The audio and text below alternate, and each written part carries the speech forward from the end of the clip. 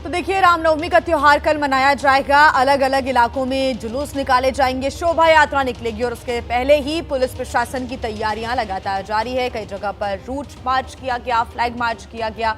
सभी से शांति व्यवस्था बनाए रखने की और सहयोग करने की अपील की जा रही है।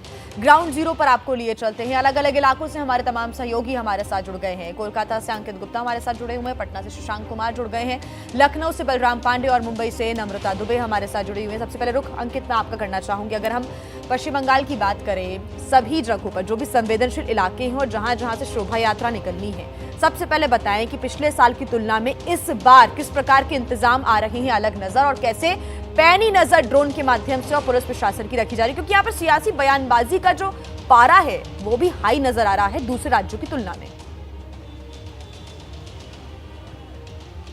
बिल्कुल जी, और इसी वजह से ये काफ़ी जो कार्यक्रम है, रामनवमी का जो उत्सव है कोलकाता में जिस तरीके से या पूरे पश्चिम बंगाल में जिस तरह से मनाने का ऐलान किया गया है, उसी के चलते यहाँ पर सुरक्षा इंतजाम अभूतपूर्व, अगर मैं कहूँ तो कहना गलत नहीं होगा। पहले आपको दिखा देता हूँ इस वक्त जो है कोलकाता में तस्वीरें क्या हैं। जगह जगह इस तरीके के पोस्टर होर्डिंग्स लगाए गए हैं, बड़े बड़े द्वार बनाए गए हैं और पूरी सड़कों पर भगवा झंडे लगे हुए हैं। और साफ तौर पर प्रधानमंत्री नरेंद्र मोदी की तस्वीर और उसके साथ में शुभेंदु अधिकारी की तस्वीर है। ये तो बीजेपी ने इस तरीके से जो है अपनी तैयारी की हुई है, लेकिन उसके अलावा अंजनी पुत्र सेना और उसके अलावा वीएचपी, उन्होंने भी जो है पूरे जो है पश्चिम बंगाल के अलग अलग जगहों पर अलग अलग शोभा यात्रा निकालने की तैयारी की है। इसी वजह से ये इस बार जो है जो रामनवमी का उत्सव है, वैसे तो पूरे देश में मनाया जाता है, लेकिन पश्चिम बंगाल की बात की जाए या देश के कुछ राज्यों की बात की जाए, वहाँ पर इसको जो है थोड़ा संवेदनशील के तौर पर भी देखा जाता है। मामला तो यहाँ पर, क्योंकि हावड़ा में जहाँ पर जो है पहले से सालों से यात्रा निकलती रही है, वो इस बार फिर से जो है प्रशासन ने कहा कि उसकी अनुमति नहीं दी जा सकती। हाईकोर्ट तक पहुंचा, हाईकोर्ट ने अनुमति तो दे दी, लेकिन शर्त भी रख दी। शर्त ये रख दी कि शोभा यात्रा में 500 से ज़्यादा लोग नहीं होंगे, उनके हाथों में लाठी डंडे नहीं होंगे, ऐसे जो कोई ऐसे हथियार नहीं होंगे। हाँ, अगर जो कुछ प्लास्टिक का कोई एक सिंबॉलिक से सामान ले जाना चाहते हैं, उदाहरण के तौर पर गदा ले जाना चाहते हैं, ले जा सकते हैं। तो नियम शर्तों के साथ में शोभा यात्रा निकालने की अनुमति दी गई है। और बीजेपी ने तो यह ऐलान कर दिया है कि पिछली बार 1000 जगहों पर निकाली गई थी, इस बार 2000 से ज्यादा जगहों पर निकाली जाएगी। 1 करोड़ से ज्यादा हिंदुओं को शामिल किया जाएगा, इस तरीके का आह्वान किया गया है। बात की जाए पश्चिम बंगाल की, तो हजारों की संख्या में सुरक्षा कर्मियों को तैनात किया गया है। इसके अलावा अर्धसैनिक बलों को तैनात किया गया और ड्रोन की आपने जिक्र किया ही कि ड्रोन से निगरानी की जा रही है। जी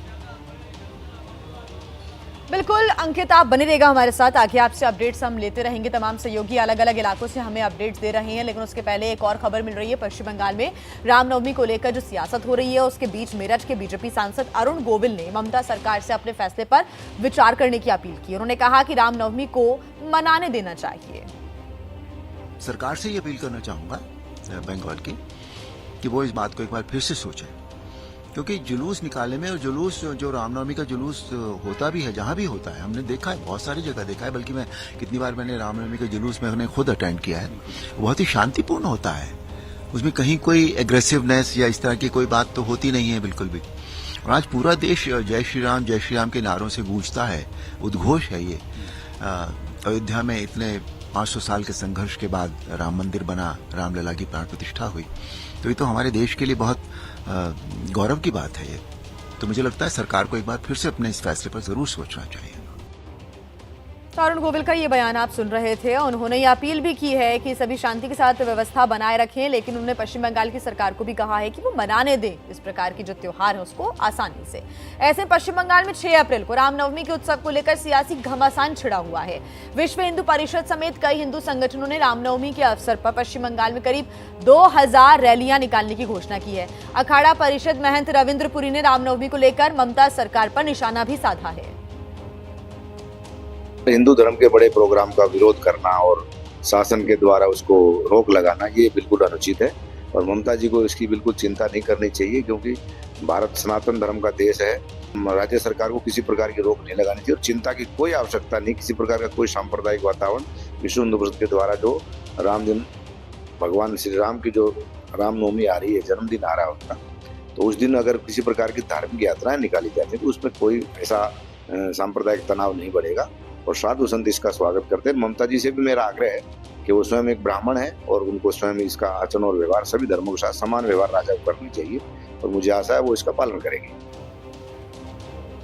और देखिए, महाराष्ट्र सरकार ने पूरे राज्य में पुलिस को अलर्ट मोड पर रहने के निर्देश दे दिए हैं। पुलिस को कानून व्यवस्था कड़ाई से लागू करने को कहा गया और जुलूस को देखते हुए सभी जो संवेदनशील इलाके हैं वहां पर अतिरिक्त पुलिस फोर्स की तैनाती भी की जा रही है। साथ ही उन इलाकों में जो कि बेहद संवेदनशील है, यहां पर ड्रोन से भी पुलिस नजर रख रही है। ड्रोन चलाए जा रहे हैं, ड्रोन से नजर रखी जा रही है। अलग अलग इलाके जो कि बेहद संवेदनशील माने जाते हैं, वहां पर आपको भारी संख्या में पुलिस बल तैनात नजर आएगा, क्योंकि कल रामनवमी का जुलूस निकाला जाएगा, शोभा यात्रा निकलेगी, रामनवमी का त्योहार मनाया जाएगा। इसके पहले प्रशासन पूरी तरह से अलर्ट है और पुलिस की तैनाती अलग अलग राज्य में अलग अलग इलाकों में पूरे राज्य में तैनात कर दी गई है। तो देखिए, मुंबई के मलाड पठानवाड़ी इलाके की बात करें, यहां पर गुड़ी पड़वा के अवसर पर आयोजित कलश यात्रा के दौरान 2 समूहों में झड़प हो गई। उसके बाद मुंबई पुलिस अलर्ट मोड पर है। बता दें कि मुंबई पुलिस ने रामनवमी और हनुमान जयंती के अवसर पर अंधेरी इलाके में रूट मार्च भी किया। ऐसे में रामनवमी के अवसर पर मुंबई में अंधेरी में कई इलाकों में यात्राएं निकाली जाती हैं।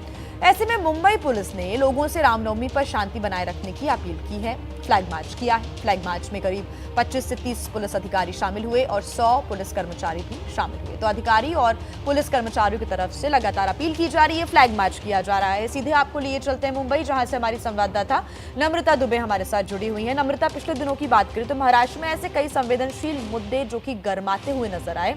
ऐसे में इस बीच कल रामनवमी का त्योहार है, क्या तैयारियां?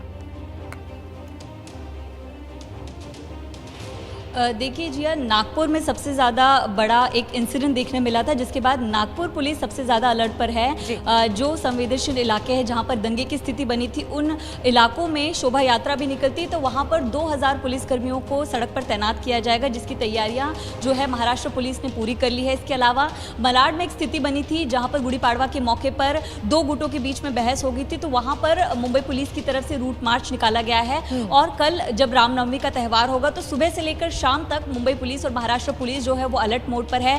ड्रोन से तमाम संवेदनशील इलाकों पर निगरानी रखी जा रही है। इसके साथ साथ जो स्पेशल फोर्सेस है, जो एक्स्ट्रा फोर्सेस है, उनको भी अलग अलग इलाकों में तैनात किया है। रामनवमी के मौके पर पुणे, नागपुर और नासिक, इन महत्वपूर्ण इलाकों पर खास तौर पर शोभा यात्रा निकलती है, तो इन इलाकों पर एक्स्ट्रा फोर्सेस को तैनात किया गया है। मुंबई में मुंबई पुलिस जो है वो रूट मार्च निकाल रही है, लोगों से अपील कर रही है कि किसी तरह की अफवाहों पर ध्यान ना दे और जहां जहां ये शोभा यात्रा निकलती है। आपको बता दें कि मुंबई में खासतौर पर मलाड, कांदिवली, बोरीवली के जो इलाके हैं वहां पर छोटी छोटी गलियों से गुजरते हुए शोभा यात्रा निकलती है, तो वहां पर पुलिस अभी से तैनात है। सोशल मीडिया पर भी महाराष्ट्र पुलिस जो है वो नजर बनाए हुए है, ताकि किसी तरह की कोई ऐसी स्थिति उत्पन्न ना हो। और आपको बता दें, खास तौर पर देवेंद्र फडणवीस ने भी कहा था कि नागपुर की स्थिति सामान्य रहे, इसलिए नागपुर में जो महाराष्ट्र पुलिस ध्यान में रखते हुए पुलिस प्रशासन इस बार अलर्ट पर है और सरकार के द्वारा राज्य में अलग अलग इलाकों पर भी खास तौर से नजर रखने को कहा गया है।